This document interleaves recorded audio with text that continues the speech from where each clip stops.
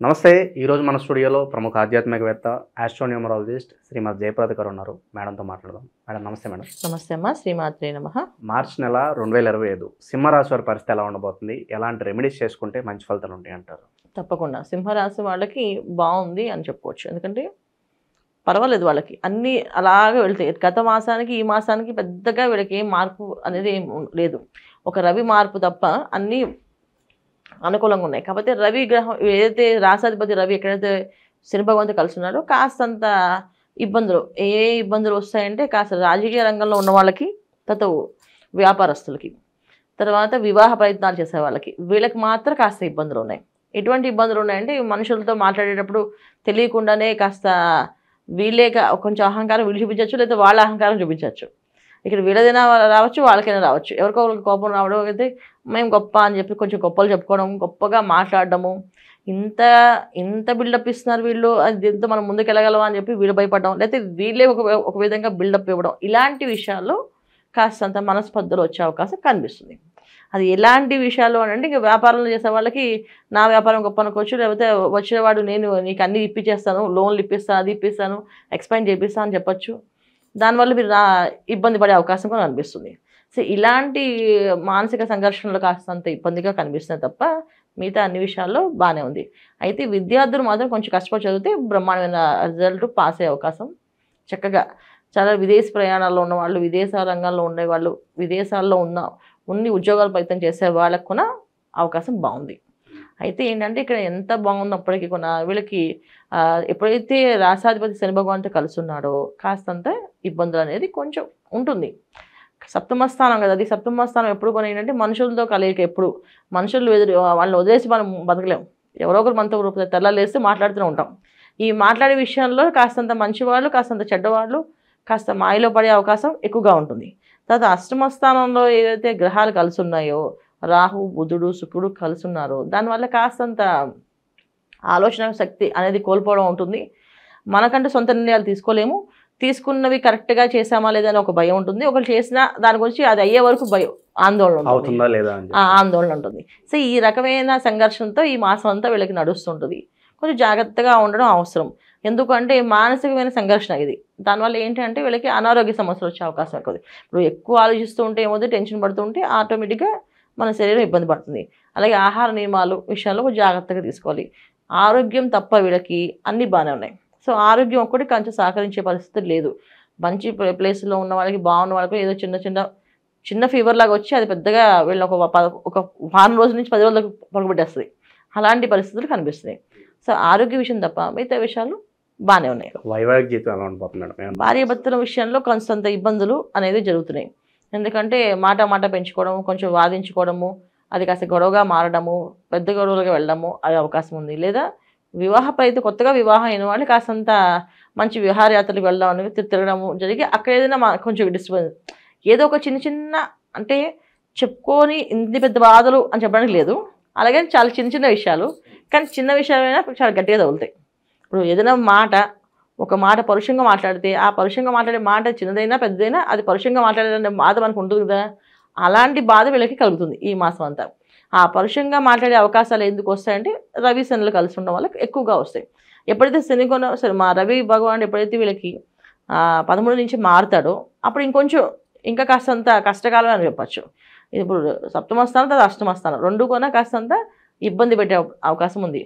అయినప్పటికీ ఏంటంటే ప్రమోషన్లు వచ్చే అవకాశం అయితే ఉంది. ఎలాంటి ప్రమోషన్స్ అంటే వీళ్ళు ఎప్పటి నుంచి ఏవైతే సాధించాలనుకున్నారో అవి వచ్చే అవకాశం కనిపిస్తున్నాయి. ఎందుకంటే గురువు ఒక అనుగ్రహం వీళ్ళకి కనిపిస్తుంది. భూమికి సంబంధించిన వ్యవహారాలు, భూములు కొనడం కావచ్చు, లేదంటే ఏదన్నా అమ్ముకోవడం కావచ్చు, దీనికి సంబంధించిన వ్యవహారాలు ఎలా ఉండబోతుంది మేడం?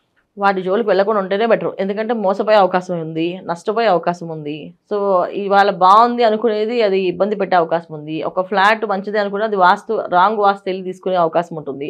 అంటే ఈ ఫ్లాట్, ఈ బిల్డింగ్లో అందరూ మంచిగా కొనుక్కొని వీళ్ళకి మాత్రం ఏదో ఒక ఫ్లాట్ చూపిస్తారు, ఆ ఫ్లాట్ వీళ్ళు నచ్చుతుంది, ఆ ఫ్లాట్ వాళ్ళకి ఇబ్బంది పెట్టే అవకాశం ఉంటుంది. ఏదైనా దీర్ఘకాలంగా ఇబ్బంది పడే అవకాశం కనిపిస్తుంది ఈ మాసం. అంటే దీర్ఘకాలం ఇబ్బంది ఏది, ఒకటి అనారోగ్యం వస్తే దీర్ఘకాలంగా ఇబ్బంది పడతాం. అలాగే నచ్చని ఇంట్లో మనం దిగామంటే ఆ ఇంట్లో నుంచి బయటపడడానికి టైం పట్టేస్తుంది.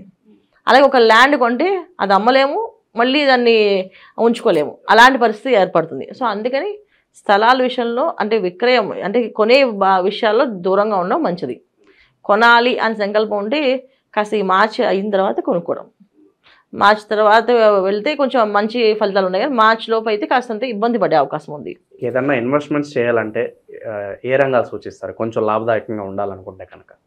కెమికల్స్, మెడికల్స్ ఇలాంటి బిజినెస్లు చేసుకోవాలి. ఎందుకంటే వీళ్ళకి లాభస్థానంలో కుజుడు ఉండడం వల్ల ఏంటంటే మెడికల్స్లో కానీ, కెమికల్స్ కానీ, తర్వాత ఐరన్ సంబంధించిన బిజినెస్లు కానీ ఇవన్నీ కూడా బ్రహ్మాండంగా బాగుంటాయి. ఇంకొకటి ఏంటంటే మీడియాలో ఉండే వాళ్ళకి చాలా బాగుంటుంది.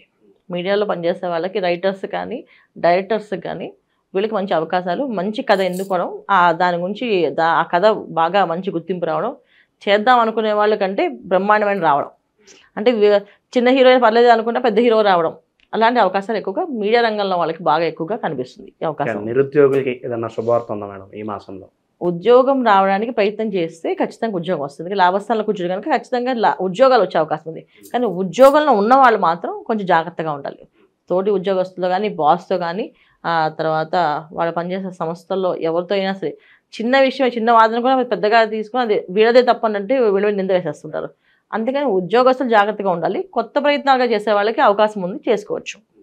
ఇక ఇంకా మెరుగైన ఫలితాలు పొందడానికి ఈ రాశి వారికి మంచి రెమెడీస్ ఏదైనా ఉంటే తెలియజేయండి. ఖచ్చితంగా వీళ్ళు ఏంటంటే ఈ మాసం అంతా సూర్య ఆరాధన, ఆదిత్య హృదయం చదువుకుంటుండడం ఒకటి, అండ్ సూర్య ఆరాధన చేయడము. ఇంట్లో ఎప్పుడూ కొన్నా మానసికమైన ఇబ్బంది లేకుండా ఉండాలి, శారీరకంగా మానసికంగా బాగుండాలంటే కాస్త మెడిటేషన్ చేయడం, కాస్త రిలాక్స్గా ఏమొద్దు మనం పట్టించుకోవద్దామని ఈ మాసం అలా ఉంటుంది అంతే అనుకొని మెడిటేషన్ చేయడం ఎక్కువ చేస్తూ ఉంటే అనుగ్రహం కలుగుతుంది.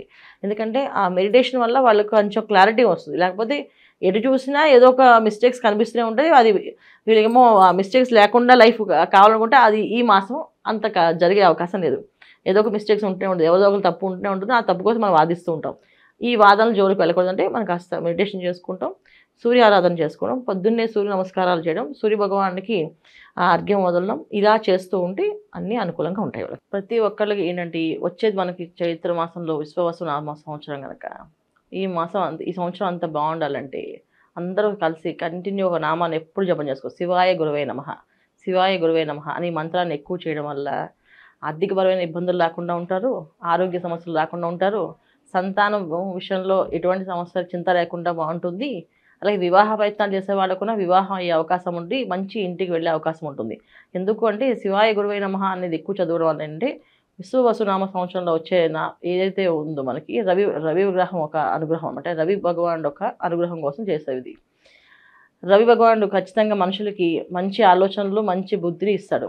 ఆ మంచి బుద్ధి ఆలోచనలు రావాలి, అది పక్కదారులకు వెళ్లకుండా ఉండాలి. ఎందుకంటే ఆయన ఇచ్చేది మంచి ఆలోచనలు, మంచి బుద్ధి ఇచ్చినా కొంచెం పరుష వాక్యాలు కూడా ఇచ్చే అవకాశం ఉంటుంది. అంటే అహంకారాన్ని కూడా ఇచ్చే అవకాశం ఉంది. అహంకారం మాకు వద్దు స్వామి, ఆలోచనలు బాగుండాలి అనుకుంటూ శివాయ గురువే నమః అనే మంత్రాన్ని ఎక్కువగా నామాన్ని అలవాటు చేసుకుని జపం చేస్తుంటే ప్రతిరోజు ఇది పెద్దగా మా మంత్రం కింద కదా రాదు, ఇది నామం కింద వస్తుంది.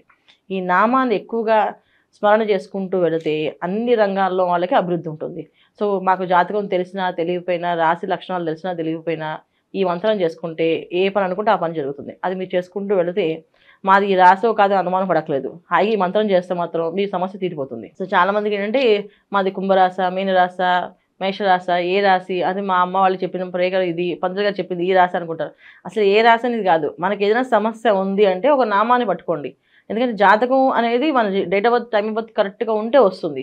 అవి లేకపోయినప్పుడు ఒక నామాన్ని అని ఒక నచ్చిన దేవుణ్ణి కానీ పట్టుకుని ఆ నామాన్ని ఎక్కువగా ఆలాపన చేస్తూ జపం చేస్తూ ఉంటే మనం అనుకునే పనులు అవుతాయి. కాకపోతే ఏంటంటే ఏ నామానైనా 41 రోజులు చేయాలి.